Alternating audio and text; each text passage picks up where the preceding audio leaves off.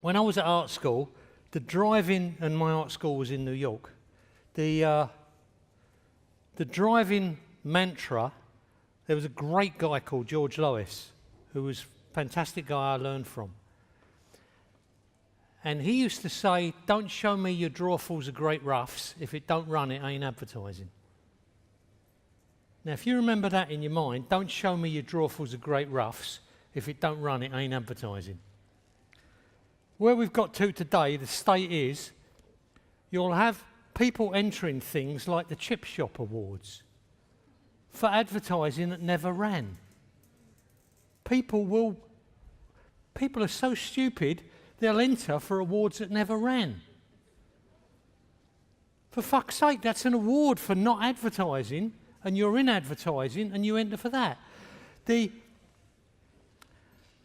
What you learn from what George Lois said, don't show me your drawfuls of great roughs. If it don't run, it ain't advertising. You do all this work to do a great ad, and if you don't get it, if you don't have it running, it stays as pentel marks on a bit of paper. That last little bit of getting it to run is what makes a difference between whether that's a bit of visualizer with pentel marks on it in your drawer, or whether it goes on the box and 20 million people see it. That little bit of how do you get it to run. Now, what stupid people do is they do dull advertising down to the level of what people will buy. Clients and account men and planners all want safe work.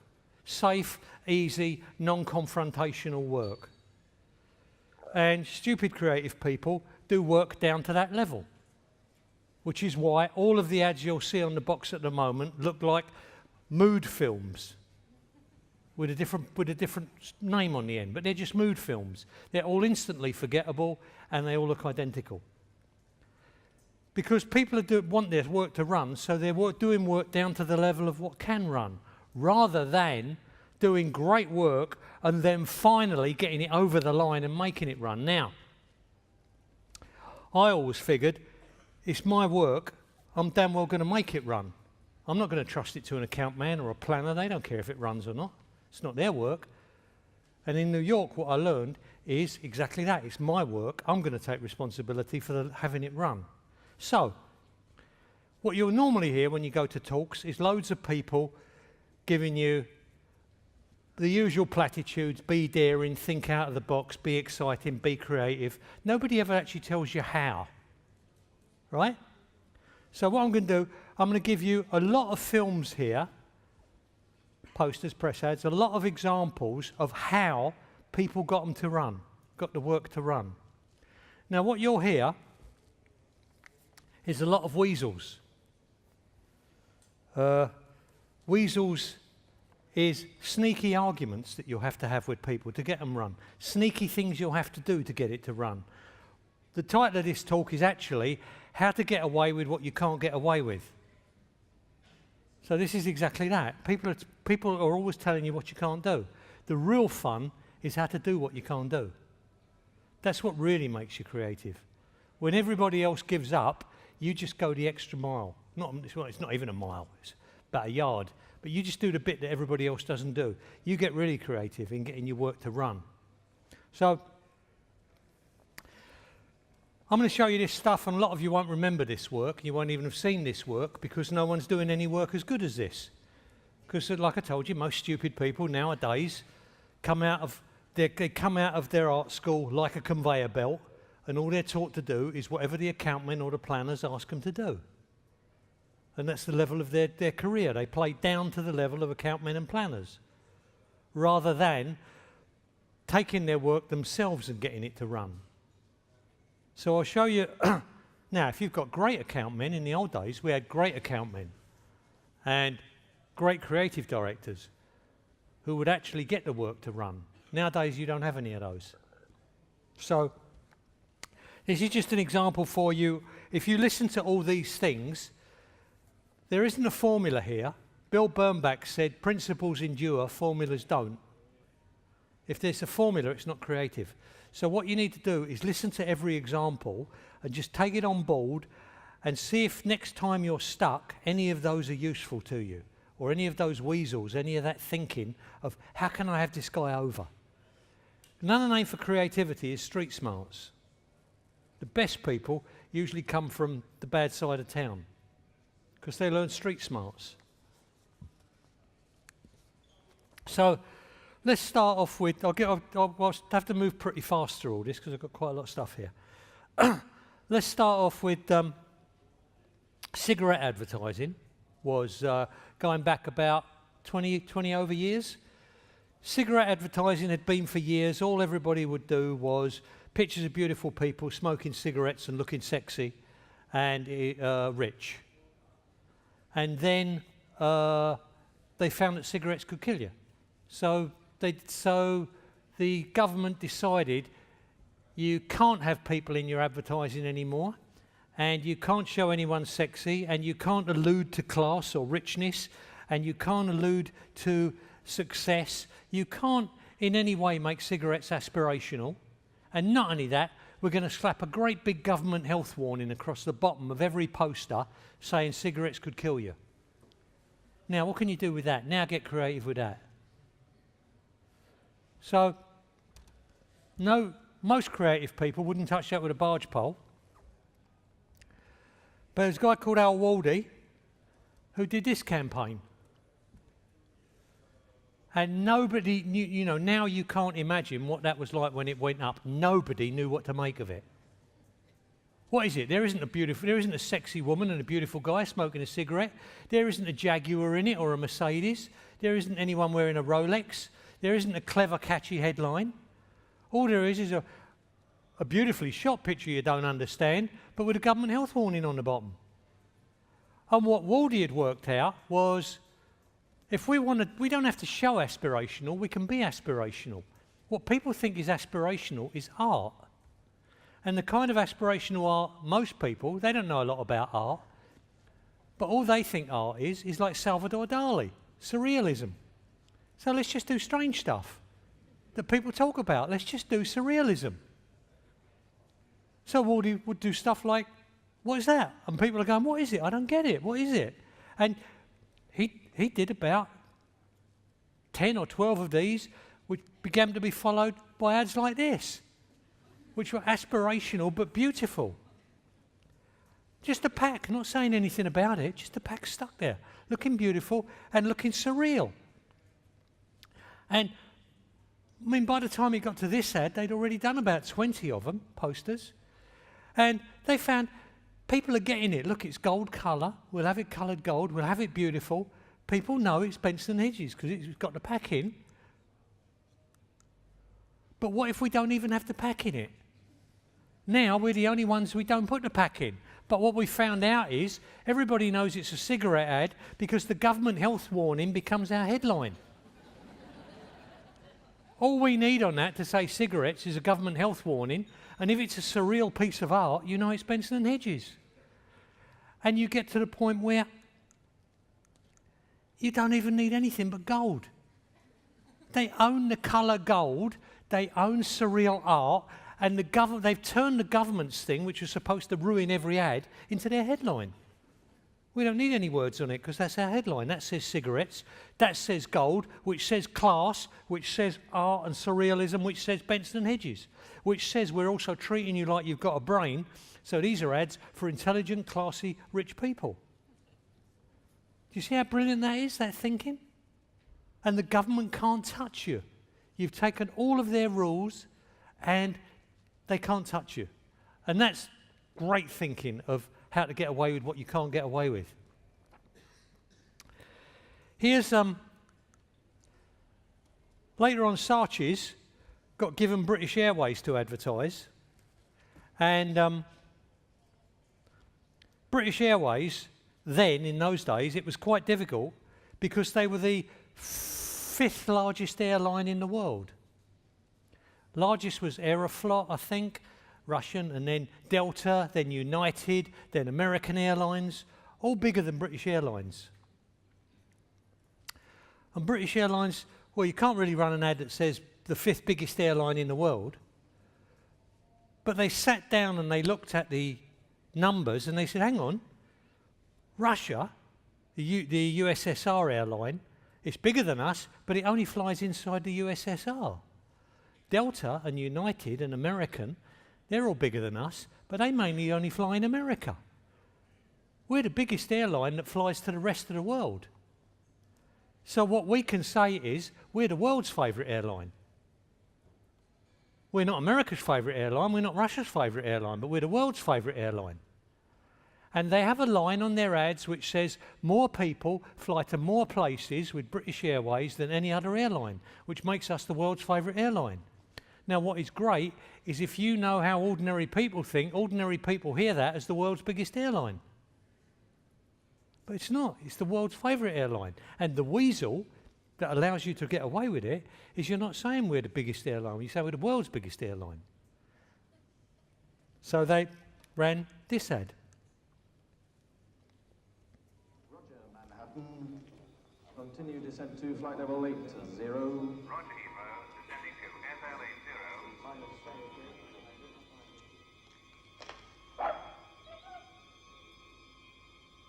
Manhattan, that's correct. Contact radar director on 120.4.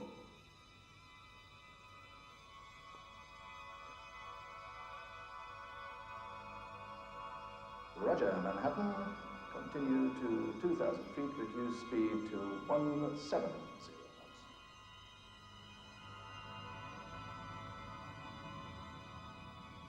Every year, more people choose to fly with British Airways to more countries than with any other airline.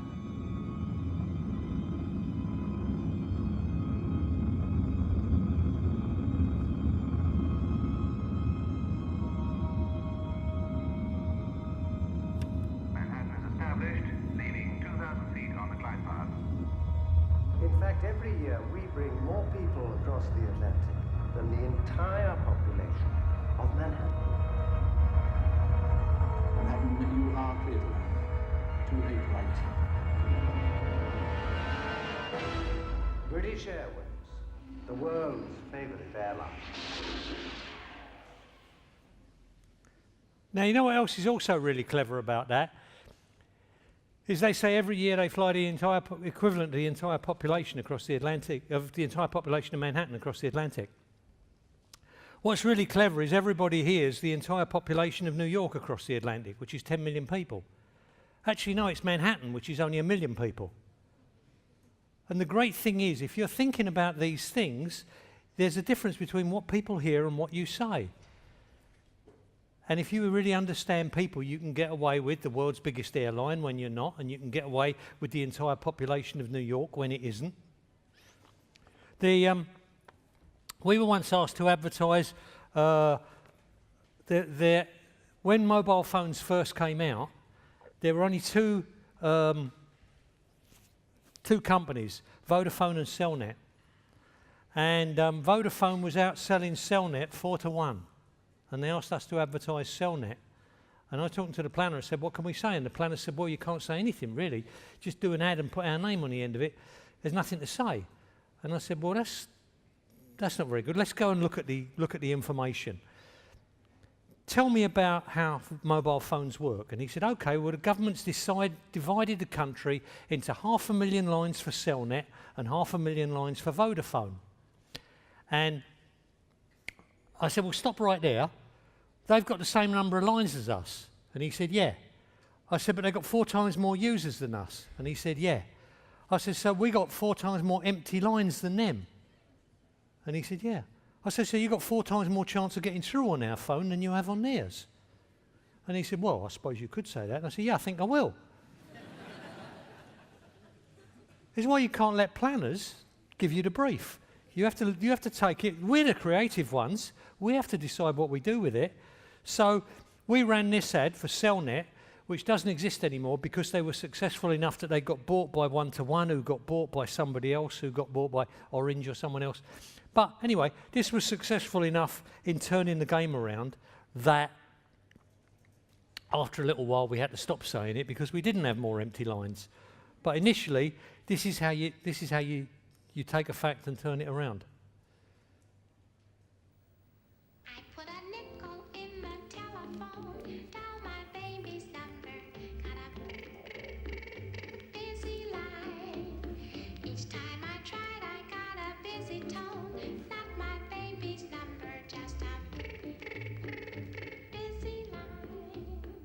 Cellnet is the network with the most available lines. Remember that if you're choosing a mobile phone. Busy kissing someone else while I was keeping busy getting a busy life. With Cellnet, you're busy, not the phone. So you can see, you just take the facts. It's important how creative you are with what you give, with the facts you're given. There's a difference between creativity and style. Style is what you see in art galleries. It's not what we do. We do creativity. The director maybe does style. Maybe the photographer does style. But we do creativity. We outthink other people. Bill Bernbach said, it may well be that creativity is the last unfair advantage we're legally allowed to take over the competition. That's what we do. We outthink the competition creatively. Castlemaine was a beer, when they launched Castlemaine over here, Castlemaine 4X, they launched it, Australian beer, and they launched it with this ad. G'day. Is that the Flying Doctor over? Copy you, Bruce. Billy is real crook, Doc. He's sweating like crazy. Temperature of 104. Well, he looks terrible. What do we do, over? Give him a cold drink. The coolest thing in the house until I get to you.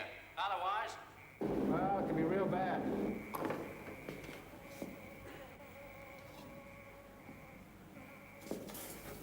What did Doc say, Bruce? He said it's going to be real bad, though.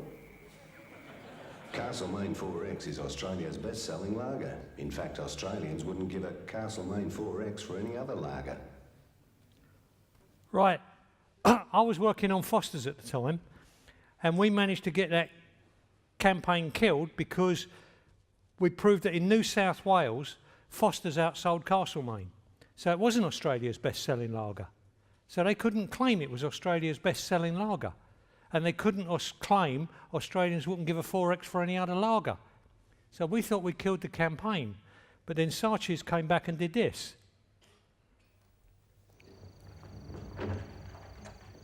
So there's going to be a few of you out shearing this time, then? About 40, I reckon. Something for the ladies? Oh, yeah. 2 bottles of sweet cherry, mate.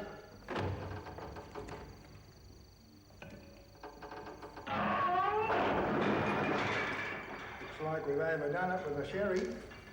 Yeah. Australians wouldn't give a Castlemaine 4X for anything else.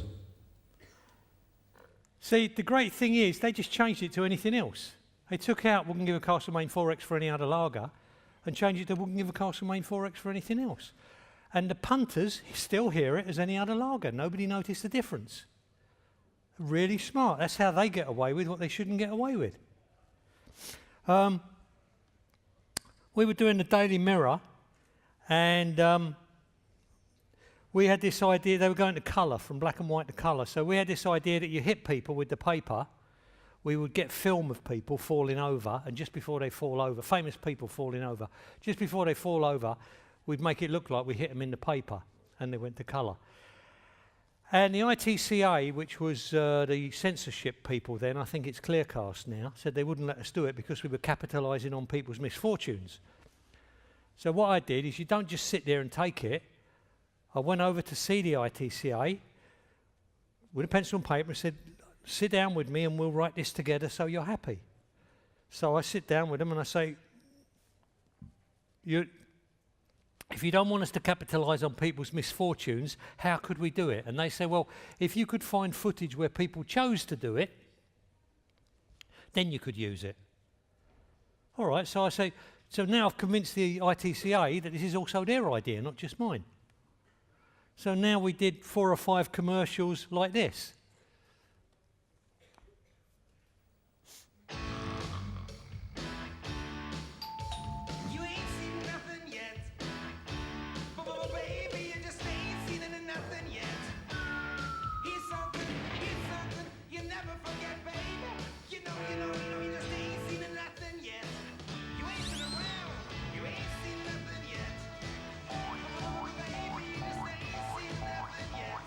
The paper with a lot more clout, now in mirror colour. So the point is that campaign was dead until I went to see them, and instead of sitting in the office waiting for the account man or the planner to do something, you get off your arse and you go over, it's your ad, you don't want to lose it, and you go and you talk to the people who are stopping it running. And we got a campaign of 3 or 4 ads out of that because of that. John Webster, years back, he had to advertise Unigate milk, and what he decided was, he remembered this campaign from when he was a kid during the war. There was a campaign that he loved a lot, which was the squanderbug. And these little squanderbug creatures would try and get people to waste their money. They were little Nazi squanderbugs, and they try to get people to waste their money, which would help the Nazis and be harmful for Brits. And propaganda is very like advertising, very similar. So John was thinking, well, what if I did something like that for Unigate milk? I'd have creatures that hated milk, and they're like little squanderbugs, and they hate milk so much that they won't drink milk, and they encourage everybody not to drink milk. And consequently, they've got no teeth, and they've got bad skin and bad eyes and everything like that. Anyway, the planners took this out and researched it, and they said it was the worst they'd ever researched. They'd never researched a campaign that went down so badly. But, they said, what you can tell from that, the emotions were so strong that it must mean if you could turn this around, you would have a really good response. So John, who was really good with research, sat down and rewrote it as not the squanderbugs, but he would call them Humphreys just because it made him laugh. It was a funny name. And you would never see them. All you would see was straws where they would come in and try to steal your milk. And he took a line off, the police were running a line at the time that said, watch out, there's a thief about. So John thought, great, I'll steal that and I'll have watch out, there's a Humphrey about to steal your milk. And John did this campaign.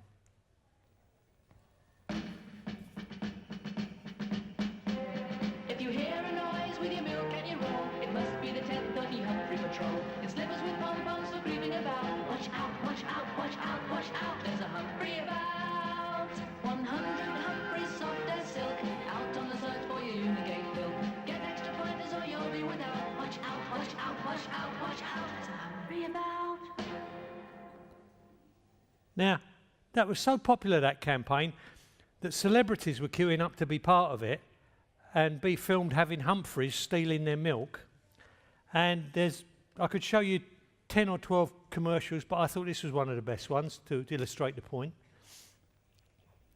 Here's a message for my English fans. Your milk quenches my thirst, but you've got to drink it quickly or a Humphrey will drink it first. And everybody knows that I am the greatest. That's in the boxing ring. But when it comes to drinking Unigate milk, a Humphrey, he's the king. So when I'm enjoying a Unigate pinter, I watch my left and my right. Because if a Humphrey comes near my milk, there's gotta be a fight. Watch out, there's a Humphrey about. So you see, the point is, even when researchers killed it, if you can use your brain to turn around the bad news, you can get away with a really good campaign. We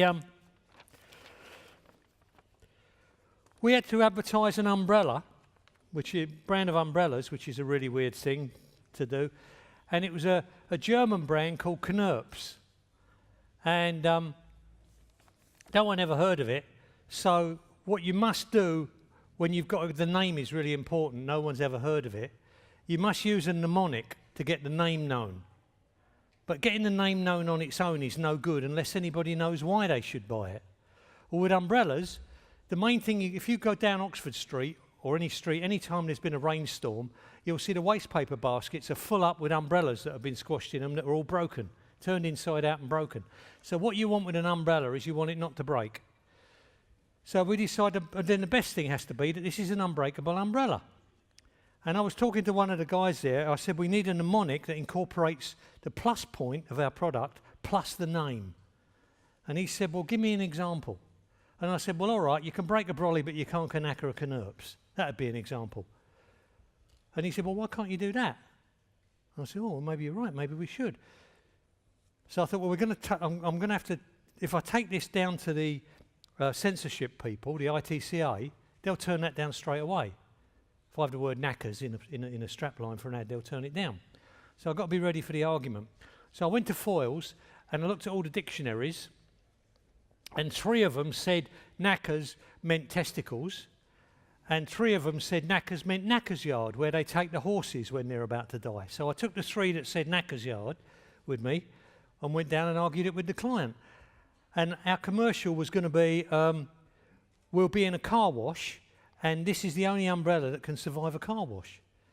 And the client said, well, I don't believe it will happen. The censorship people, the ITCA, said, I don't believe that's true. He said, all right, come along and watch the filming yourself.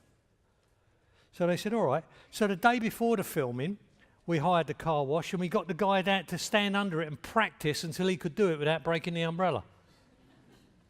Again, you use your loaf, you know. It's my ad, I don't want it to... So you do whatever it takes to get your ad to work and to run, your strap line and everything. So we then ran this. If you don't want to keep paying out for umbrellas to break, make sure your next umbrella is a Knaps. Because all Knaps umbrellas are made with extra strength steel spokes that won't break whatever the weather. So if you turn inside out, you just pop it back. You see, all Knaps umbrellas are designed to last as long as you do. Maybe even longer! Also, in a fashionable range of women's umbrellas, you can break a brolly, but you can't connect a Knaps. So you get away with what you shouldn't get away with. You know, we're putting swear words on the telly, although we shouldn't be allowed to. Then we did these posters for LWT, London Weekend Television, and in those days the commercial channel was split between Thames, owned Monday to Friday, and London Weekend Television was Friday, Saturday, Sunday. So we thought if we put our posters up, the only place for our posters, ours was a trade campaign to try against advertising agencies, but we wanted it to look like a consumer campaign. So we only bought the sites outside ad agencies, but they didn't know that. They thought it was a national campaign. And we would change them, which was then really unusual, every week. And nowadays, controversy is considered a bad thing. Whatever you do, don't be controversial, which is really stupid. Controversy means people are talking about it. And for people to talk about it, some people have to like it and some people don't like it. That's what a controversy is. So as we were changing our ads every week, we would try to do something that would get banned. Because if we could put it up on a Monday, if it got complained about and banned by Tuesday, we'd drag our feet taking it down, and we wouldn't take it down until, say, Wednesday, Thursday, Friday, and we phoned the newspapers up and tell them it was being taken down, and they'd print that it was being banned and taken down. And anyway, it was down Saturday, and we put a new one up on Sunday. So we get all that free publicity in the papers, as well as the poster site. The point is, you're supposed to get into trouble. You're supposed to get banned. That's our job. Advertising is not a place for shy people. If you don't want to get into trouble, then you could go and work in some other job, design magazines or stamps or something. This is a job where you are supposed to get all the free publicity you can get. You are supposed to turn £1 million into £5 million by controversy, by word of mouth, by what they now call going viral. They call it viral, but I'm fucked if anybody does it, because everybody's too frightened of getting into trouble. If you want to go viral, get into trouble. This is the sort of thing we used to do. We did about 70 of these, but I've only got half a dozen here. These are like this. This would run for a couple of days, then it would get complained about, then we would get it taken down, and then we would get another one up quickly. And that would be like the HMV logo, you know. Or you know Hurricane Higgins, the footballer, the snooker guy? We would get that one up quickly. Or there was another one. There was a program on called Kennedy about JFK and the shooting of Kennedy. And because there is a good chance to be controversial, so the line we tried on the client was, I need another parade like a hole in the head. But the client wouldn't buy that. So then we went back with, all right, what was the last thing to pass through Kennedy's mind? But the client wouldn't buy that either. So I thought, okay, well, we better get serious then. So we did this one. He wouldn't buy any jokey ones, so we got serious. And then after that, Alvida's AIM pet. And then finally one which we got a bomb threat for at the agency. Ayatollah Khomeini. The whole point, but we loved that if we got bomb threats. The more trouble we got into, the more free publicity we got into. That was the purpose of it. You're in advertising. This isn't for shy people. Anyway, so next thing, then we got Docklands, London Docklands, as a client, and we were getting killed. London Docklands was just empty mud. It was 8 square miles of mud, and no one had done anything with it. And it was getting killed by Milton Keynes, Wales, Telford and Peterborough, all the new sites. And they were all running commercials about how lovely they were with cows and green fields and how wonderful it was to go and live in them. And why would anyone want to live in a crap hole like Docklands, mud and crap and all that? So we thought, okay, well, let's turn that around. So we ran this.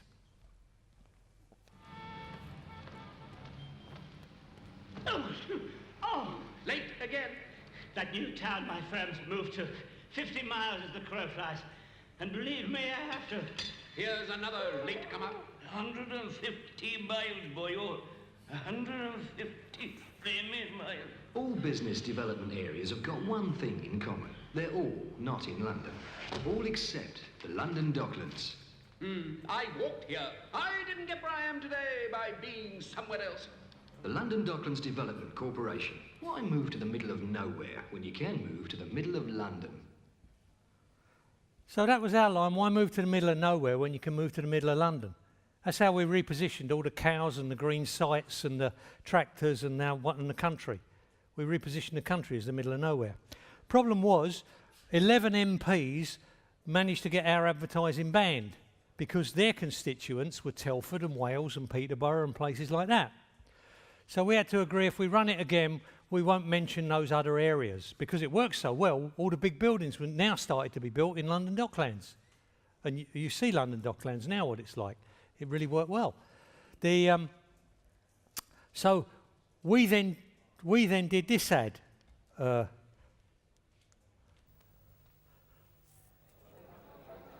Here, mind yourself, son. It's the crows. Someone's moving into our manor, Wedgie. Out of order, Wally. Building houses and things, Wedgie. Cheeky boys, Wally. Then selling them straight away, Wedgie. A nice little earner, Wally. Pity Arthur told us not to invest in London Docklands. Where is Arthur, Wally? Nobody knows, Wedgie.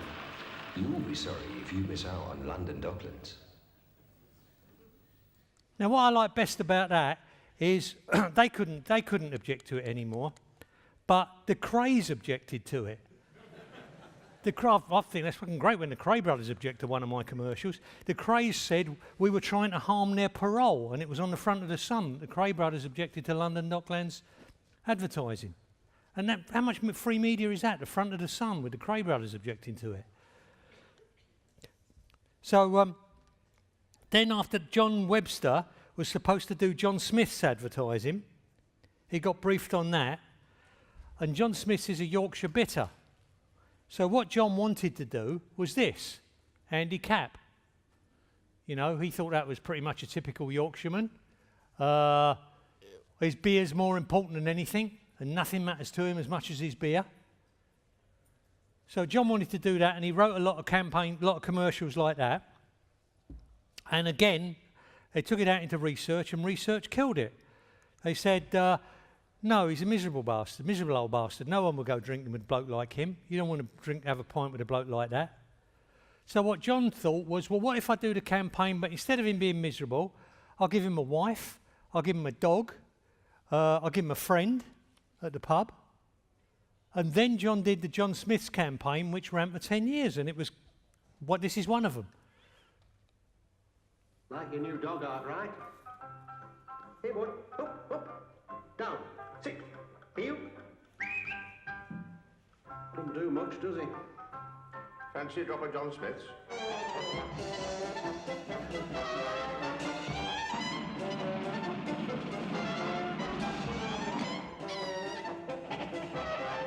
He just needs the right motivation. John Smith's bitter. A tough act to follow. See, again, that's John taking research and instead of letting it kill the campaign, turning it around and getting a great campaign out of it by doing the opposite of what research says. There's a campaign here for Heineken. Heineken were doing this campaign, refreshes the parts other beers can't reach. So they do, something would happen, something bad would happen, then someone would drink Heineken, then something good would happen. Same old formula. And in this one particular commercial, they decided to turn around the Pygmalion formula. You know, the formula of the rain in Spain stays mainly in the plain, and the girl gradually loses her Cockney accent and begins to talk proper English. Well, they decided to turn that around so that she starts off with a posh accent, and then she learns to say the rain in Spain stays mainly in the plain. But George Bernard Shaw's estate, who wrote My Fair Lady, wouldn't let them use that line. So they thought they've lost the campaign then, right? Except no. What they thought was, well, what if we keep the idea but we don't use that line? It could sound funnier. We won't use the rain in Spain stays mainly in the plain. No one will know. We'll write a better line. So they did this. The water in Mallorca doesn't taste like what it ought to. The water in Majorca don't taste like what it ought to. The water in Mallorca doesn't taste quite how it should.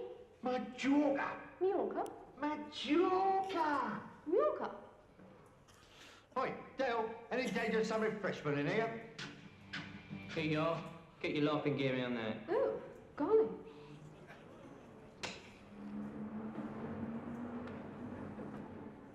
The water in Majorca don't taste like what it ought to. Gosh. The water in Majorca don't taste like what it ought to. She's cracking. She's only corrected. You're absolutely wrong. Heineken refreshes the parts what other beers cannot reach. Again, it's actually a better ad because they turned down the rain in Spain. By having to rewrite it, it became a better ad. Sugar Puffs, John Webster was supposed to do Sugar Puffs. And the thing with Sugar Puffs, what was killing it, obviously, was sugar, the name Sugar Puffs. No one wants that much sugar. And what John found out is actually it's coated with honey. So what he thought was how we get that across is we have from research, what he had found is housewives often refer to their kids as little monsters. And John thought that was really cute, little monsters. So he thought, well, put together the fact that we're made with honey, with monsters, and we'll have the honey monster. And at the time, on Sesame Street, they had a character called the Cookie Monster. So what John thought was Cookie Monster, Honey Monster. We'll do that. And he did research with a little character like this, who would come and eat all the Sugar Puffs. Took it out and researched it, and it went down like a lead kite. Because kids hated it, because they said, well, you're not much of a monster, is he? He's only tiny. I don't think much of him. And mums said, yeah, he nasty little thing, isn't he? He goes around breaking everything. So what John thought was, well, again, listen to research, but do the opposite, learn from it. So what John did is he made the monster much, much bigger, huge, so kids would love it. But he also made the monster someone who needs their mummy, so mums would love it. So he breaks things, but out of clumsiness, not out of nastiness. And he's always looking for his mummy. And the line is, tell them about the honey mummy. So mums loved it, kids loved it, and you campaign, this is one of the commercials. 2, a 3, a 4. Honey. Oh, honey, honey. Give me my sugar puff bowl. And you got me wanting you. She always gives me breakfast that tastes so yummy. Breakfast that tastes so yummy. Got all I could wish for with my sugar puff mummy. With my sugar puff mummy. Oh, pretty. Oh, I'm so pretty. So tell them the reason why, mummy. Tell them about the honey, mummy. So again, by listening to research, he's actually got a campaign, whereas he could have just let it kill it. Could have just let research kill it. But because he's creative, he doesn't do that. He uses creativity to turn it around. George Lois, while we're talking about research and the opportunities of research, George Lois in New York was one of my heroes, and he got asked to do Aunt Jemima, was one of his clients, and he said to Aunt Jemima, "You're missing a trick. You make Aunt Jemima pancake mix, but you don't make Aunt Jemima syrup." And they said, "No, we're not in the syrup business, we're in the pancake business." And he said, "Well, you should make Aunt Jemima syrup." And they said, "Look, stay out of our business. We do the new products, you do the advertising." So he went to the researchers who were doing research and he said, "Look, don't tell them anything, but just ask this question when next time you do the research. Ask the respondents what was the most recent sugar syrup they bought, the most recent pancake syrup they bought." And 60% of the respondents said the most recent pancake syrup they bought was Aunt Jemima pancake syrup, even though it doesn't exist. So with that research, George Lois went back to the client, and now you can buy Aunt Jemima pancake syrup, and it's the biggest selling pancake syrup in America, using research to do what you're not allowed to do. Now, two final ads I'll show you. One ad here, I'll show you this because we're working on a thing called third world debt, anti-third world debt ads. And if you haven't read George Lois's book, it's great. What you need over here is a lot more New York and a lot less London. New York is a can-do culture, London is a can't-do culture. You need to get into how to do what you can't do, rather than sitting back and being told what you can't do. Steve Jobs said, "Why would you join a navy when you could be a pirate?" We need a fuck-sight more pirates and a fuck-sight less navy. Less being told what to do and more doing what you're told not to do. So this guy came to me one day. We'd done this commercial. Jim, his name was, little Jim, and he said, I want Bob Hoskins for the voiceover, but we haven't got any money. This is all done free. And the account men refused to go and talk to him. Bob Hoskins, famous voiceover. So I said, famous actor. So I said, all right, I gave him George Lois's book, and I said, read that tonight. And the next morning he came in, he read George Lois's book that night. Next morning he came in, and at lunchtime he said to me, I've been on the phone, I've talked to Bob Hoskins' agent, he's given me Bob Hoskins' number, I've talked to Bob Hoskins, and he's agreed to do it for nothing. And that's, again, how you get what you're not supposed to get. So he got this commercial.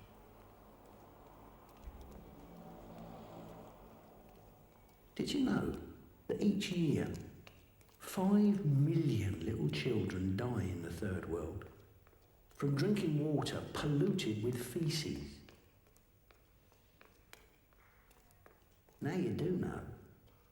Are you going to write to your MP and ask why we now give only half the proportion of aid to the third world that we gave 10 years ago? Because the government won't do anything unless they think the voters care. You won't? Well, if you don't mind little black children drinking out of a toilet, you won't mind little white children drinking out of a toilet either, will you?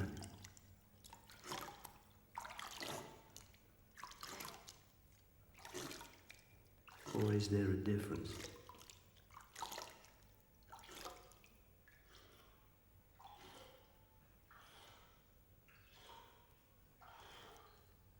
So, Jim got that made because he read George Lois's book about doing what you're not allowed to do. And last commercial I'll show you is one I did with Paul Arden. Paul Arden was saying he wanted to shoot something for me, and what did I have? And I said to Paul, and we both agreed, one thing we love to do that you're not allowed to do, you never ever do. Can you ever imagine putting a turd in an ad? Can you imagine the one thing you could never put in an ad is a turd? So we said, okay, let's do an ad with a turd in. This is one of Gilbert and George's naked ship paintings. Some people find the representation of a turd shocking. They don't find it shocking that there is more goodness, more vitamins, minerals and protein in a single everyday turd than a starving third world child gets in a week. Or that millions of children are dying because they don't even get as much goodness as the everyday turd that we flush down the toilet. UNICEF estimate that 500,000 little children die each year as a result of the third world debt. But people find the picture of an everyday turd more shocking than the fact that our 4 biggest high street banks make millions of pounds of profit from these deaths. Maybe people treat children in the third world the same way they treat their turds. They pretend they don't exist.